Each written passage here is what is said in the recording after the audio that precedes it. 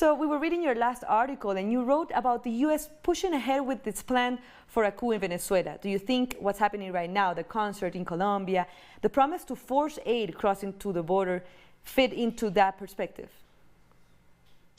Yes, I believe that this thing with humanitarian aid has everything to do with a PR trick and very little to do with aid. Because if we were really talking about aiding Venezuela, what we would do was lift the sanctions, obviously. I mean, the sanctions that the US and the EU has put on Venezuela that doesn't allow the country to buy medicine or buy anything through foreign banks, of course, is the biggest threat to the people.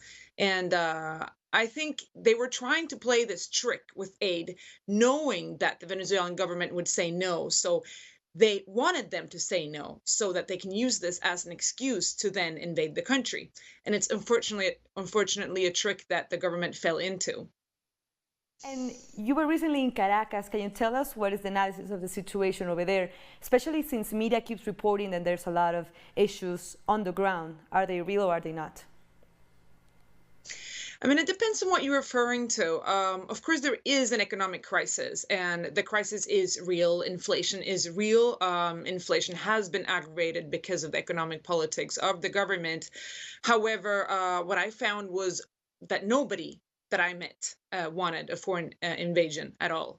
And what I found was a people that is ready to defend itself and a people that thinks that the Venezuelan problem should be solved by Venezuelans themselves and not by foreign intervention.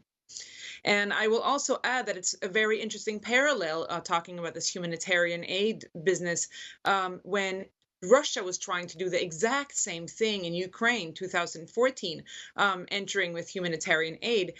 Then the European Union said that we denounce this attempt to mask an invasion with humanitarian aid and called on Russia not to enter. So we've seen this trick before. This happens every time there is war, that there is a kind of ideological buildup where we're taught that the invader just wants to help